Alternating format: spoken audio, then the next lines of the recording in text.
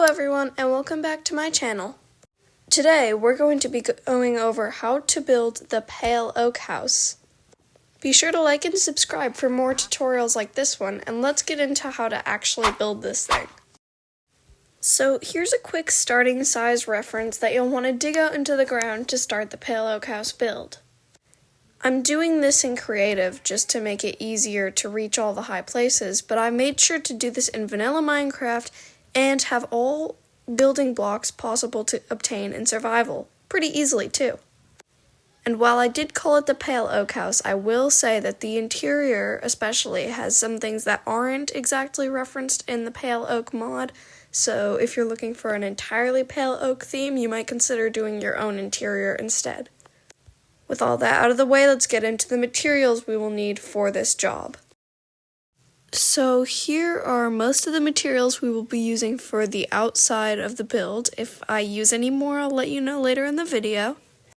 I haven't counted out how much of each block you're going to need, so if you're in survival, I would go into a pale oak forest and just absolutely decimate it because you're going to need a lot, but I don't have any exact numbers for you.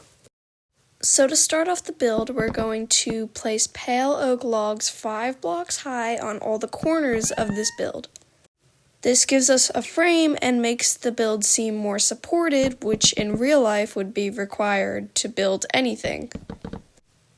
I have all of the corners displayed here, but if you feel like you want to add any extra supports, feel free to do so. It might not work out so well later in the build, but hey, you do you. Now, for the first floor, we're going to cover the entire thing in logs. So you're going to want to have a lot of logs and make sure that they're all sideways and facing the same direction, otherwise the floor is going to look weird and uneven. So while I'm filling this out, make sure to like and subscribe if you haven't already. And for my Zelda fans here who are wondering, where's the Zelda content? Don't worry, I'll still have plenty more in store for you. So now that we essentially have the base of the pale oak house, I'm going to start filling out all of the walls. We're going to have a second floor, but this is a good sturdy foundation for the outside, which is really what we're going to focus on. Now for the doorway, I'm just pretty much experimenting right now, but you're going to be making it very extravagant. I think I'm going to have the pale oak stairs go like that and then use the fences to make it look like it's supported.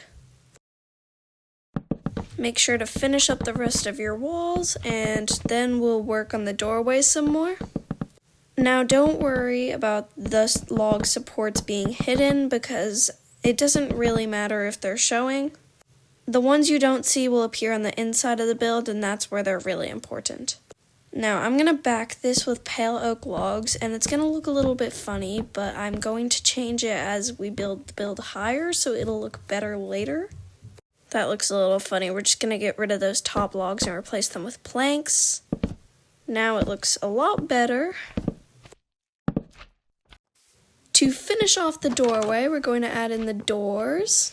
That looks nice. And we need to make sure to do the interior doorway too. It's important to make sure that the outside doesn't end up affecting the inside and making it look funny and broken. For this, I think I'm going to use the gates and fences to make it look more supported. I can then replace that with a log to make it look like it's coming out of the floor a little bit more. I'm going to go ahead and grab a lantern since they look fancier than traditional torches, and my trapdoor's gone. I'm going to get that really quick. Now, if you want to use torches instead, that's fine, but personally I'm going to be using lanterns for the entire build. I'm going to hang them off of the fences here to make them look very supported, just as we're doing with the rest of the build today. We can add one more fence for the lantern, and then we should be done with the doorway for now. Alright, so we're going to be working on the exterior now. We're going to start with this wall, since we already kind of have it started. Don't add those logs, that makes it look funny and thick. Instead, we'll use fences, I believe, yeah, to keep with the rest of the theme. That looks much better. So that area's done for now. Let's finish the rest of the front since we kind of didn't finish that. So I know I said I'm doing this in vanilla, but I do have some blocks from packs. However, Tinker's Construct Lite is free, and so I'm going to be using a seared glass for that, and you can download it for free or just use regular glass. I just thought that the seared glass goes nice with the kind of gloomy look of the pale oak. Now we're going to place trap doors as shutters. Another thing you can download is the furniture mod, which has real shutters, but since I promised you vanilla, I'm going to ignore that. And now we're going to work on the roof. So this is going to be a little bit harder because we want all the blocks to be facing upright, so we're going to have to put an underlayer like this and place the blocks on top of that so they're all facing upright like a normal roof would. You can get rid of these afterwards, but if you're in survival, you might want to have something to stand on to get underneath and over these blocks easily. So now that we have that done, we're going to start with like a second layer almost to kind of make it look like it's rising. It's going to look kind of like a pitched roof. However, on the top, we're going to flatten it out a little. While I'm finishing this up, I'll mention that I do have several packs downloaded, as you might notice from the dragon over there. These are all free, so I highly suggest that you download as many as you can. Now we're going to finish that up, and we have the roof so far. I'm just going to fill in these blocks. The walls are looking incredibly bland right now, but don't worry, we're going to add lots of decoration to the outside. And we have this done now. Here is the exterior so far. We still have to decorate everything, but we have the front wall done. Here is a close-up of the front. And now that that's done, we can get to the rest of the house. Now, this wall we sort of started at the edge here, so we're going to finish this one up first. Using the pale oak slabs, we're going to create a sort of line across the entire house, and then use fences every 4 blocks or so as supports. Technically, it would be 4 open gates across the top, and then a fence pole, if that helps, if I might be confusing you all. And we can begin the next part of this wall. Ignoring the wandering trader with its terrible trades, we're going to put in a mix of moss blocks and moss carpet. For the walls, I highly suggest the carpet since it creates vines that creep up the sides, but if you don't want that, then I would use blocks for that section. You might have some trouble blending this biome and whatever biome you're building it in together, but hopefully you don't struggle too much with it. As you can see, I'm in a super flat for the sake of the tutorial, so it's pretty easy. So that side is done. Now we're on the corner area. I know I skipped through a little. I'm struggling with tutorials right now, and I apologize. This is what it should look like, though. We're going to use seared glass and moss carpet again. You can put on all the flat surfaces for a cool vine texture. Now, if you think this is too choppy and you want a longer tutorial on how to do this, make sure to comment down below and I'll try to put something together for you all. As we did with the other wall, you can try blending this into whatever biome you're around to make it look like as if the pale moss is almost creeping out of the house. I don't know if that makes any sense, but essentially just break some of the blocks around the house with moss. Now for the far wall, we're going to have a kind of archway structure with stairs and slabs. It should be looking something like this, and we will put some stripped pale oak logs to give it more of a supported texture. This cat needs to move. I promise you, no animals were harmed in the making of this video, totally. Moving on. Alright, so you can go ahead and put some slabs around the top window up here to make it look like an archway similar to the bottom. That's kind of uneven. We're going to fix that. Don't do that exactly. I think I'm going to skip an archway. You can add it in if you want, but it makes it look a little bit flat, I think. We're going to grab all of our plants here and our glass because we're going to need to fill in the window. Oh, the spider went in. You didn't see the spider, the window's filled in, and we have added some pale moss. We're going to finish that up now. Now, blending the ground into the biome, I think personally is a super important step that you won't want to miss because I think it really makes the house look more pale, if that makes any sense. But the wall should look something like this at this point in time. We have moved on to the final wall. You can see the interior right about now. It's looking pretty good. And we're going to fix the shutters really quick on all of the parts to make them look farther apart, like some sort of handle or something, because that looked a little weird before. We're doing a mixture of slabs and stairs for this. We're kind of making it look like a maze of pillars or something. Now I think we're done. Here's a scope of the finished exterior for any parts that you might have missed or want to double check. I would say that the outside is looking pretty good. Clearly the villagers and spiders think so. I'm going to finish landscaping here. You want to make sure that you've added plenty of pale moss because I think it really makes the house shine. It looks almost eerie and abandoned with the way that it creeps up the logs.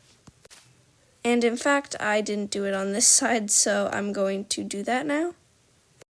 I cut that part out for you all because you probably know how to landscape on your own. So this is how the interior is looking right now. Hello, Mr. Spider. You're going to want to grab the pale log and the pale slabs because we're going to divide the two floors.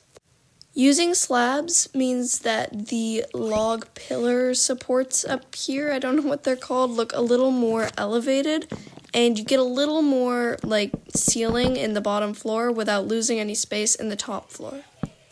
I actually love this hack, and I highly advise that you do it whenever possible because it makes your house seem much more open.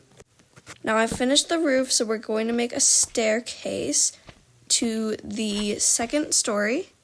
It's just going to be simple, just stairs with some slabs underneath to make them look a little more connected and not floating. We're going to cover all of this, in fact, and delete that slab so that way you can still see through the window. We're going to have a nice stair window. Ignore the ceiling slab, that's not supposed to be there. Now, for dividers for the rooms, I think we're going to keep it simple and open. We're just going to have a 2-block wide, I think, pale oak, or 3-block wide, my bad. And we're going to delete these pale planks right here and replace them with logs to make it seem a little more separated. Alright, and make sure that you do that for both of the doorways. So I'm going to go ahead and grab some materials for the first room. It's going to kind of seem like a library almost, I suppose. This is what the room should look like right now, and we're just going to cover this wall right here in bookcases for the most part. We're going to leave a 3-block gap like this so we can put a lantern here and a lectern down here. So you can go ahead and place any books you want in that. This is what the room should look like. And I've added in some final details you can see here and some more hanging lanterns by the window. So this is the room. This is what this first room should look like. It is looking pretty good so far. We're going to go ahead and go into the second room now. Let's get started on that. I put some armor on to cover the terrible avatar I have on. Don't mind it. So we have some armor stands here, and for me, I'm putting an egg on display from a Dragonlight free add-on. You can put anything you want there, really, and we're going to cover it with glass using this trick I learned. Because we're going to have this be like a weapons-themed room almost, so it should look something like this. Feel free to add in whatever you want, but I put in this sort of desk and this painting. We've got lots of enchantment tables in this room, so that's going to be pretty expensive in survival, but it looks very nice, and it's a good place to store your valuables. So a quick panorama of the room, because you know I love those. And if you want to hide anything behind the painting in this room, I didn't, but you can definitely do that if that's something you want to do. The final room is sort of a kitchen room. We have, if you don't know the trick of putting a campfire under a kitchen, then you're gonna want to do that, or learn how to do that anyway. But this is the room, and so that's what we have. Yet another painting. We have lots of places to hide your secret rooms. And with that, the bottom floor is officially finished. So this room on the top floor was pretty simple. You should be able to do it fairly easily. But I also happened to do the second room. Here is a quick panorama. We have yet another library space. It's kind of a storage as well. You can see those barrels under there. We have another lectern in case you need any more places to store your books. And we have some paintings as well. Over here we have some more hidden storage and a smelter. And so that's this room. And the final room, if you made it this far, then I hope your pale oak house is going to look amazing. Here's the room. We have yet another dragon egg, and these gates right here don't let you out of the bed, so you're going to want to either leave them open or find a different structure. And that is the pale oak house.